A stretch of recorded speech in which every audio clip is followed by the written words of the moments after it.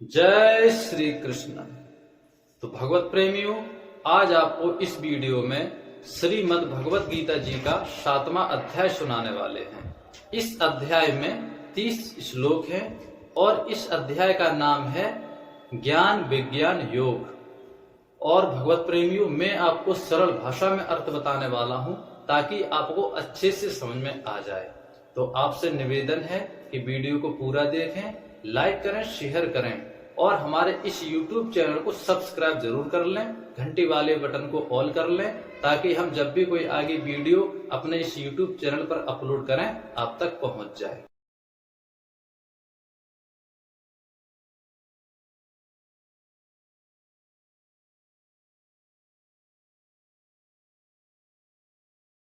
भगवत प्रेमियों, अब मैं आपको श्रीमद् भगवत गीता का 7वें अध्याय का अर्थ बताने वाला हूं सरल भाषा में, ताकि आपको अच्छे से समझ में आए। तो आपसे निवेदन है कि वीडियो को पूरा देखें और ध्यान से सुनें। मैं आगे आपको अर्थ बता रहा हूं। उसके उपरांत श्री कृष्ण महाराज बोले, हे पार्थ, तू मेरे में अनन्य प्रेम से आसक्त हुए मन वाला और अनन्य भाव से मेरे परायण होकर योग में लगा हुआ मुझको संपूर्ण विभूति बल ऐश्वर्य आदि गुणों से युक्त सबका आत्म रूप जिस प्रकार संशय रहित जानेगा उसको सुन। मैं तेरे लिए इस रहस्य सहित तत्व ज्ञान को संपूर्णता से कहूंगा कि जिसको जानकर संसार में फिर और कुछ भी जानने योग शेष नहीं रहता है।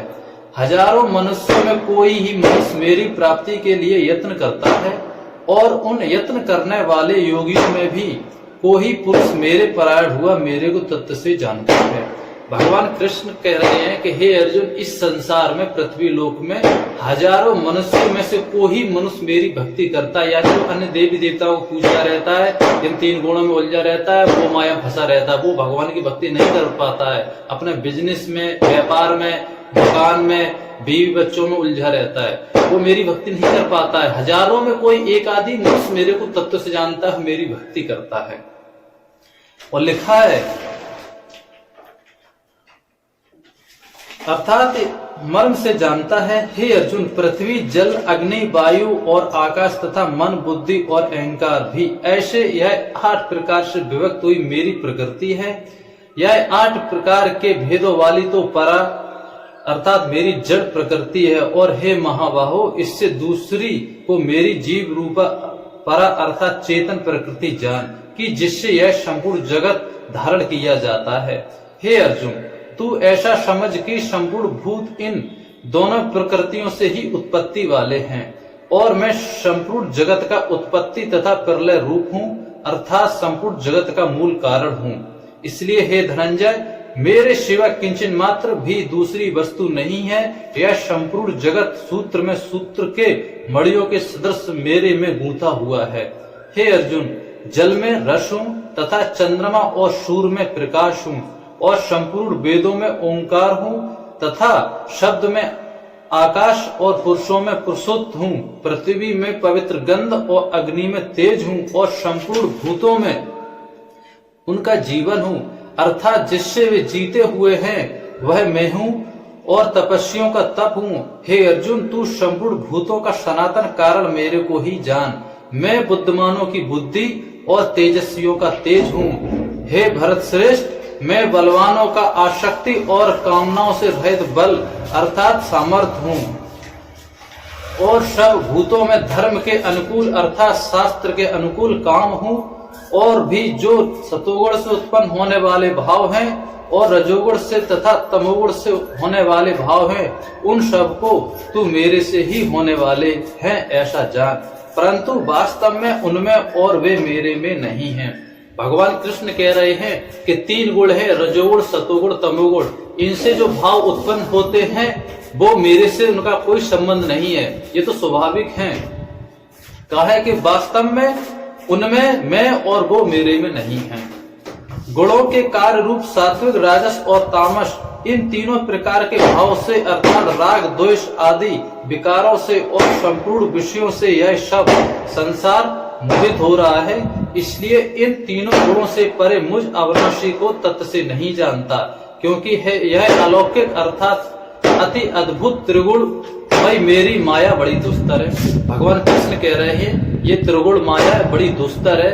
इस माया के जाल में फंसकर मनुष्य मुझे अच्छी तरीके से नहीं पहचान पाता, यानी तत्व से नहीं जानता, मुझे जन्मने और मरने वाला समझता है। लिखा है परंतु जो पुरुष मेरे को ही निरंतर भजते हैं वे इस माया का उल्लंघन कर जाते हैं। भगवान कृष्ण कह रहे हैं जो मेरी निरंतर भक्ति करता है, मेरा नाम जप करता है, मेरा सुमरन करता है, वो भक्त ऐसा मनुष्य इस माया से मतलब इस माया को उल्लंघन कर जाता है, इस माया से पार हो जाता है। ये माया फिर उस भक्त का कुछ नहीं कर पाती है। और लिखा है ऐसा सुगम उपाय होने पर भी माया द्वारा हरे हुए ज्ञान वाले और आसुरी स्वभाव का धारण किए हुए तथा मनुष्यों में नीच और दूषित कर्म करने वाले मूढ़ लोग तो मेरे को नहीं बचते हैं। भगवान कृष्ण कह रहे हैं कि हे अर्जुन, इतना सुगम यानी कि इतना सरल उपाय होने पर भी मनुष्यों में नीच और मूढ़ लोग जो मतलब क्रोधी टाइप के हैं, अपने आप को कहते हैं कहीं भगवान आवन कुछ नहीं है, कोई पूजा पाठ नहीं करनी चाहिए, खाली खाओ पियो मौज करो, ऐसे लोग को मूढ़ बोला गया है। सनगी टाइप के मूढ़ व्यक्ति अज्ञानी कहा है कि ऐसे अज्ञानी लोग मूढ़ लोग मेरे को नहीं बचते हैं। हे भरतवंशियों, और दूषित कर्म करने वाले होते हैं वो दूषित कर्म करते हैं, उनके कोई शुभ कर्म नहीं होते, सिर्फ शराब पीना, मांस खाना, गाली गलौज करना, 2 नंबर का धंधा करना, ये दूषित लोग हैं, मनुष्यों में नीच हैं। ऐसे कहा है कि ऐसे लोग मेरी भक्ति नहीं करते हैं। और लिखा है हे भरतवंशियों, मैं श्रेष्ठ अर्जुन उत्तम कर्म वाले अर्थार्थी, आर्त जिज्ञासु और ज्ञानी अर्थात निष्कामी ऐसे 4 प्रकार के भक्तजन मेरे को बचते हैं। उनमें भी नित्य मेरे में एक ही भाव से स्थित हुआ अनन्य प्रेम वाला ज्ञानी भक्त अति उत्तम है, क्योंकि मेरे को तत्व से जानने वाले ज्ञानी को मैं अत्यंत प्रिय हूँ और वह ज्ञानी मेरे को अत्यंत प्रिय है। यद्यपि ये सभी उदार है अर्थात श्रद्धा सहित मेरे को भजन के लिए समय लगाने वाले होने से उत्तम है, परंतु ज्ञानी तो साक्षात मेरा स्वरूप ही है, ऐसा मेरा मत है। क्योंकि वह स्थिर बुद्धि ज्ञानी भक्त अति उत्तम गत स्वरूप मेरे को ही अच्छी प्रकार स्थित है, जो बहुत जन्मों के अंत के जन्म में तत्व ज्ञान को प्राप्त हुआ ज्ञानी सब कुछ वासुदेव ही है, अर्थात वासुदेव के सिवाय अन्य कुछ है ही नहीं, इस प्रकार मेरे को भजता है वह महात्मा अति दुर्लभ है। भगवान कृष्ण कह रहे हैं कि मेरे 4 प्रकार के भक्त बताए हैं कि अर्थार्थी, आर्त जिज्ञासु, ज्ञानी। इनमें जो सर्वश्रेष्ठ है, जो मुझे अति उत्तम प्यारा है, जो मतलब जो श्रेष्ठ है और ऐसा जो भक्त है वो सिर्फ ज्ञानी है, ज्ञानी ही है, क्योंकि मेरे कहा है कि ज्ञानी मेरा स्वरूप है, साक्षात मेरा स्वरूप है, इसलिए भगवान कृष्ण को ज्ञानी भक्त बहुत प्रिय है। और लिखा है कि हे अर्जुन, जो विषय पुरुष वे तो अपने स्वभाव से प्रेरित हुए उन भोगों की कामना द्वारा ज्ञान से भ्रष्ट हुए उस नियम को धारण करके अर्थात जिस देवता की पूजा के लिए जो नियम लोक में प्रसिद्ध हैं उस नियम को धारण करके अन्य देवी देवताओं को भजते हैं अर्थात पूजते हैं।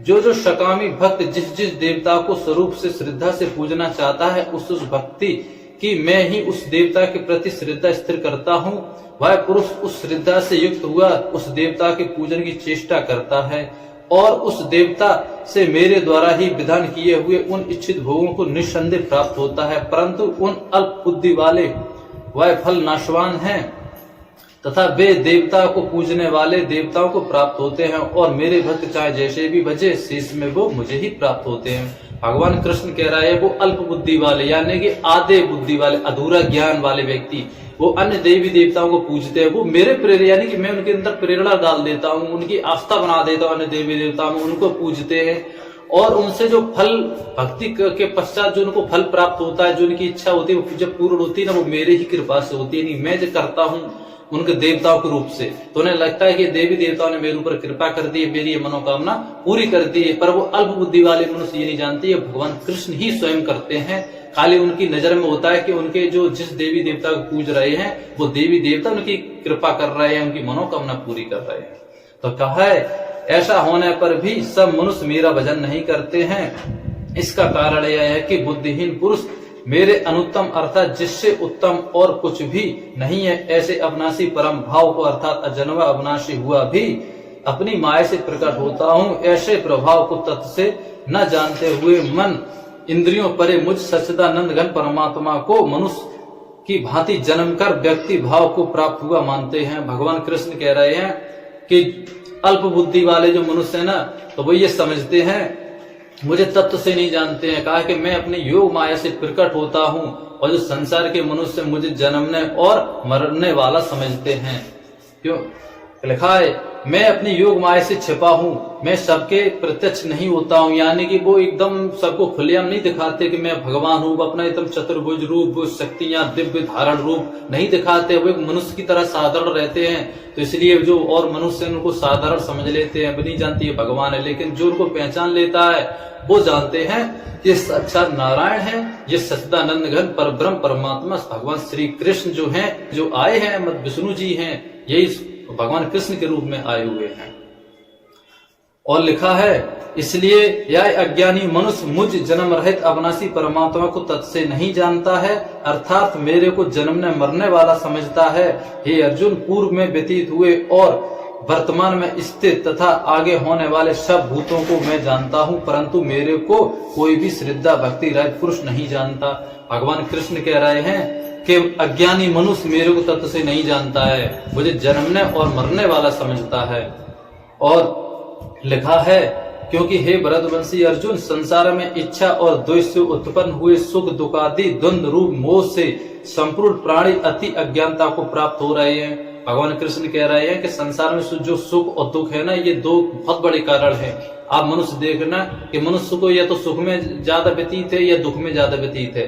तो लिखा है कि मोह किससे, ये मोह का कारण होता है, मोह के कारण संपूर्ण प्राणी अति अज्ञानता को प्राप्त हो रहा है। यानी कि उनको अज्ञानता, ज्ञान नाम की चीज है ही नहीं उनके हृदय में।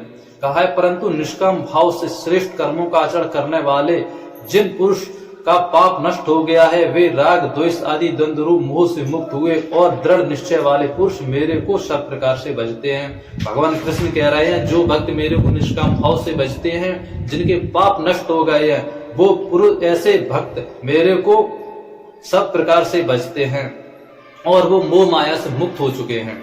जो मेरे शरण होकर जरा और मरण से छूटने के लिए यत्न करते हैं, वे पुरुष उस ब्रह्म को तथा संपूर्ण अध्यात्म को और संपूर्ण कर्म को जानते हैं। जो पुरुष अद्भुत और अधिदेव के सहित तथा अधियज्ञ के सहित सबका आत्मरूप मेरे को जानते हैं, अर्थात जैसे भाप, बादल, धूम, पानी और बर्फ यह सभी जल स्वरूप हैं, वैसे ही अद्भुत, अधिदेव और अधियज्ञ आदि पुरुष सब कुछ वासुदेव रूप है, ऐसे जानते हैं। युक्त चित्त वाले पुरुष अंत काल में भी मुझको ही जानते हैं, अर्थात प्राप्त होते हैं। तो भगवत प्रेमियों, मैंने आपको गीता अध्याय 7 का अर्थ बताया है सरल भाषा में। यदि फिर भी आपका कोई शंका है, आपके मन में कोई संदेह है, तो आप हमें कमेंट में बताएं, हम आपको जवाब जरूर देंगे।